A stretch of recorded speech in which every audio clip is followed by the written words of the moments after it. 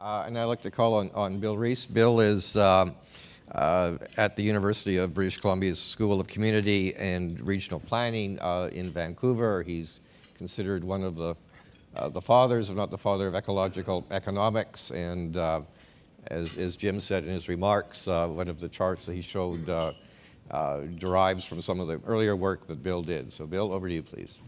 Thanks very much, Tom. Am I on? Yes, can we hear? I'm going to, I think, shock a number of you, and I don't want to do this in a malicious way. I do want to do it, though, in having each of you in a state of suspended disbelief. So my first request of you is that before you reject out of hand some of the things I'm going to say, just forget everything you know already and ask yourself this question as we go through the slides. What if he's right? That's all I ask of you. It's not an excessive demand, just what if he's right? Now, Alex has already set me up in a very excellent way for many of the things I'm going to say. And the panel this morning on complex systems theory was another good platform from which I would like to proceed. So in some sense, you've already been softened up, and I want to now move in for the, well, what do they call it in bullfighting? The first thing I want to underscore is that almost all formal knowledge is social construct. We have no direct experience of reality. You don't even see me up here. You see a reconstruction in the back part of your brain of a physical stimulus of light reflecting off me that is reconstructed as an inverted image on the back of your eyeball and turned into chemical and electrical stimuli, which is then reassembled into an image back here somewhere, and that's what you perceive. When it comes to complex ideas, it's a social process, a social construct is what emerges. And many, many domains of knowledge have recognized this. We see the comment here from a communications psychologist, Postman. You may say, if you wish, that all reality is a social construction. Economic theory is a social construct that we have come to agree upon. But some constructions are better than others. Karl Popper, in his very famous essay on the problem of induction, made a very similar point, that all knowledge is just speculative. It's a conjecture. But again, some conjectures are better than others. Now, the main point that I'm going to make underlining everything here is the current conjecture about the nature of economic activity is a faulty one. We have a faulty construct of the nature of the economy. And I must say, to a very large degree, it's reflected in many of the sessions here. The economy is fundamentally, and I think Alex already introduced this notion, the economy is an expression of human ecology. Economics ought to be a physical science, a biophysical science, because indeed it started out talking about how people provision themselves from the land. But with neoliberal economics, we've lost sight of that entirely. We've reached the point where production functions make no reference, for example, to land resources or any aspect of the environment whatsoever. We undervalue those things so much that it's not worth putting into the production functions. So what we have then is a conjecture about economic reality that departs totally from the physical basis of its own existence. This is a problem. It means that unsustainability is an inevitable emergent property because of the fundamental conflicts between humankind imagines the nature of reality and the way the biophysical reality actually functions. So what we're trying to do here is integrate an an economy built on a false conjectural understanding of the nature of reality into a reality that operates very differently indeed. One of the foundational problems is deeply rooted in Western philosophy, the notion of human exceptionalism, that people are somehow different from and separate from the rest of nature. This was consolidated in the Enlightenment with the emergence of what we now call Cartesian Dualism, the mind-body split, which translates in this context into a separation in our minds between humankind and the environment. The environment is a social construct. It does not exist in the real world. You cannot, by definition, be part of an environment, but we are all part of ecosystems and the ecosphere. So this is by no means a trivial question. The environment is a social construct, and it's a destructive one insofar as it makes us act as if whatever it is out there is of no consequence to us over here. By contrast, ecological economics sees the human enterprise as a fully contained, dependent subsystem of the ecosphere. Again, the word environment drops from the play in many respects here. As I said earlier, human economics is human ecology. If I were to study the energy and material flows through one of the grackles I saw flying around out there, I'd be an ecologist. But if I study energy and material flows through the human system, somehow I'm an economist. But I use the wrong metrics because I label those flows with money values instead of any material reference to the quantities of those flows and the consequences of those flows moving through the system. The second thing that the economy is a far from equilibrium dissipative structure. The economy is a complex dynamic system fully integrated with, and indeed a co-partner now with the ecosphere. Both of them are complex dynamic systems. Both of them are far from equilibrium, dissipative structures. Now that's a mouthful, and I want to explain a little bit about what it means. First of all, here's a differing image of the economy-environment relationship.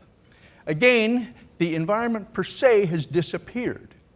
We see the economy, it's still an entity. We can describe it as having properties that are different from the economies of other species, but nevertheless, it's embedded within the ecosphere. The economy, because of our inappropriate construct, is perceived as in material terms now as perpetually growing, capable of increasing in scale indefinitely. However, it's embedded within and supported by another system which is not, in fact, growing. It's a fixed system, a very dynamic system indeed, but a non-growing system that contains a growing system. This is problematic. Both the ecosphere and the economy, as complex systems, are under the influence of the second law of thermodynamics. And I thank Tad Homer-Dixon for introducing this notion to us this morning. Now, to put this in simple terms, each of you is a complex, thermodynamic, far from equilibrium system. The room temperature in here, where are we in the States? Okay, so it's about, what, 70 degrees in the room? But your body temperature is 98. The difference between the room temperature and your body temperature is a measure of your distance from equilibrium. It's not the only measure, but it's a convenient one because we can all understand it. Were you to die and disintegrate as a system, your body temperature would decline toward the equilibrium. So just like every other complex system, your body's, as an integral, self-contained complex system, is subject to the forces of entropy. And as you die and decompose, you would be scattered about in the world, and your temperature would decline toward that equilibrium system.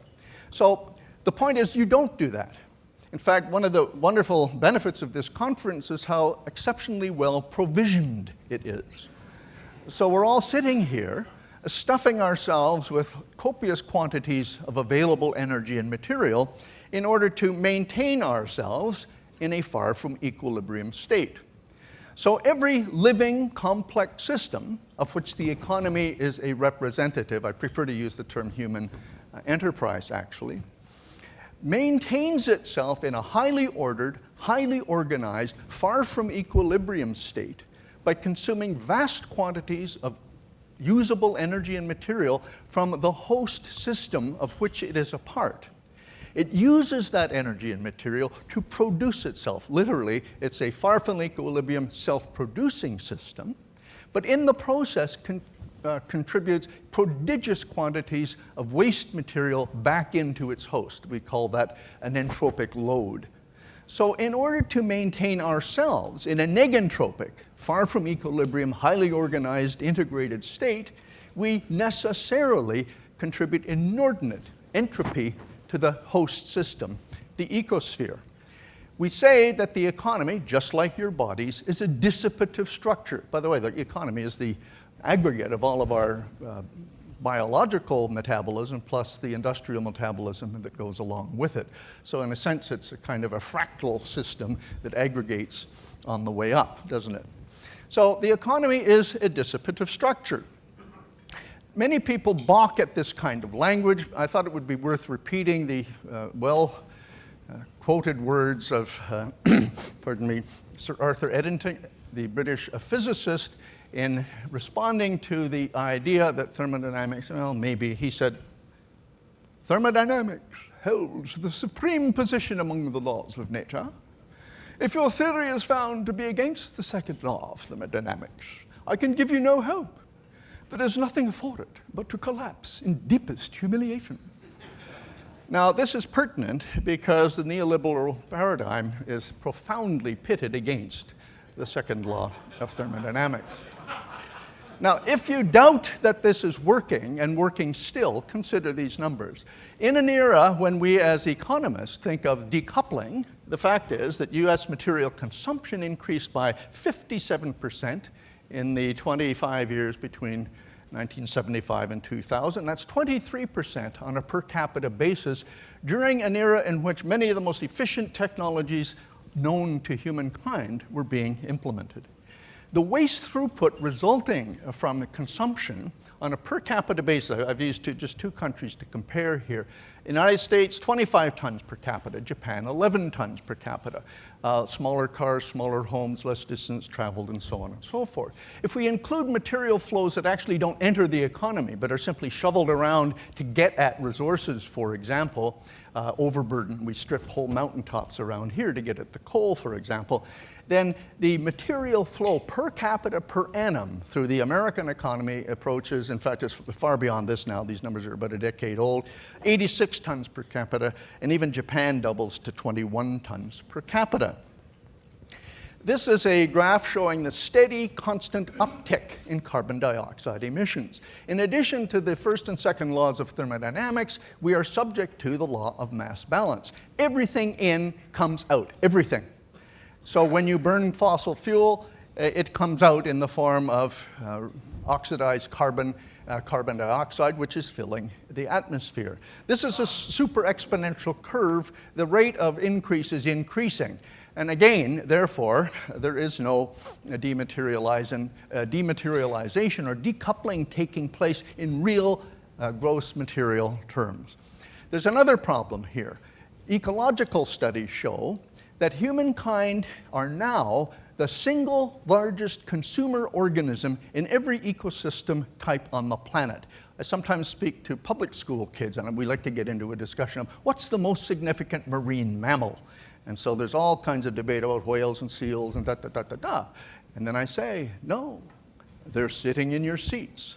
Because from an ecological point of view, the human appropriations of biomass, organized energy and material from the sea to sustain ourselves is vastly larger than that of all the marine mammals that live in the sea combined. And if you still don't think you're a marine mammal, think of a marine bird. It's an animal that fishes at sea and nests on the land. And that's exactly what we do. So in terms of material throughput in the economy, it's steadily upwards. And in terms of our interface with other ecosystems, humans are in every ecosystem in a way we've never been before. We are the dominant consumer organism. Contrast this with the simple notion that we are decoupling in any significant way from the ecosphere that sustains us. Now, the problem is, of course, that we've become a kind of a maggot in the planet Earth's apple. A point comes where upon further material growth can occur only at the expense of destroying the productive capacity of the system, sustaining the system growing. All right? All living systems are in a continuous nested hierarchy. Think of Chinese dolls. You just keep taking them apart. The human economy is an embedded system, and we have this problem then in which the current throughput may well be causing more damage, although we don't see it here because it's happening somewhere else, to the planet, that if we could cost it out, would be greater than the value of the benefits gained from further growth at this point. So again, we go to Alex's point. There are clear limits to material growth and the scale of economic activity. In eco-footprint terms, we are in a state of overshoot. We can show that the ecological footprint is simply a measure of the productive ecosystem required to sustain consumption by any specified population. It's an area of the Earth. The first question of human ecology is, how much of the surface of the Earth is needed to support just me in the style to which I am accustomed? And sometime in the 1980s, the human demands on the planet exceeded the annual productivity of the biocapacity of the planet. Here's a quick look at the distribution of eco-footprints by nation. The largest, of course, are those with the highest incomes, the US, Canada, Greece, and so on. They're not Greece. Well, Greece is in there. World averages on the far right. You can see the very poorest of the poor use about 1/20th of the biocapacity of the rest of us. Here's an interesting insight into global trade that is, oops, my time is up. Do I have to step down? Or can I? I'll try to wrap it up quickly. Many countries are running vast ecological deficits. The green bars are the available domestic biocapacity. The red bars are what people use. So the countries like the Netherlands and Japan use 5 or 6 times as much land and water outside their territories as is contained within their domestic boundaries. Canada has a huge surplus, but it's entirely taken up by exports to countries running deficits. The ecological deficit is vastly more important than the fiscal deficit, yet we pay almost no attention to it whatsoever. The world as a whole cannot run an ecological deficit for very long. If we tried to raise just the current world population to North American standards, we'd need the equivalent of 4 additional planet Earths in terms of the fundamentals of the biocapacity required to sustain our levels of consumption. Keep in mind, when these numbers seem mind-boggling, the United States, with what, 4.7% of the world's people, uses about 20 to 25% of everything.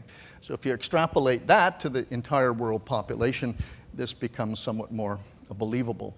Numbers suggest, going right back to the 1993 Business Council on Sustainable Development workshop in Antwerp, recommending if you want equity within the world's biocapacity, it's a 90% reduction in material throughput required in OECD countries. Our studies are somewhat more conservative. We say only an 80%. Convenient truth, GDP growth is in a sense futile. If we look at the sum of all of these data, we can suggest that there's an optimal scale for the economy, beyond which further growth produces no benefits. We can generate this kind of graph for most of the indicators going into the Human Development Index. Of course, there's a relationship between income and well-being, but it's a relationship of diminishing returns. There are a number of books that recognize now that contraction should not be a taboo subject. Now keep in mind here, I'm talking about contraction of material throughput. This is not the same as limiting income growth, for example, necessarily. So when we talk about limiting growth, we have to specify what we're talking about.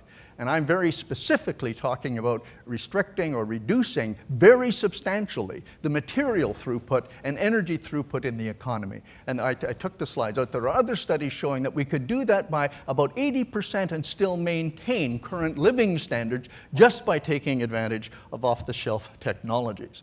So, I suppose I could end here. Sustainability is arguably biophysical sustainability is a prerequisite for either economic or social sustainability. But to achieve all three requires that the world learn to live more equitably in material steady state in the way I've defined it, within the means of nature. And here's something I think Gordon Brown underlined, and so did 1 or 2 other speakers in passing. I would say it this way: for the first time in the history of our species, individual and tribal or national self-interests have converged with our collective interest. No country, no person can go it alone. We cannot attempt on an individual or national basis to achieve sustainability. And Alex, again, suggested many of the things that are required for us to cooperate internationally. This is all going to be posted, so I won't go any further. We live in deep denial, and that is a serious problem. The March of Folly is a serious book. You might want to look at it. And my final word is, we're in denial, and we have, by our actions or lack of them in the last, 40 years now, agreed, that's our social construct, to deny reality. And if we are unable to identify reality and unable to act upon what we see, then we are not simply childish, but we have reduced ourselves to figures of fun, ridiculous figures of our unconscious. That's John Ralston Saul, a Canadian political philosopher, on the dilemma confronting our species. Thank you very much.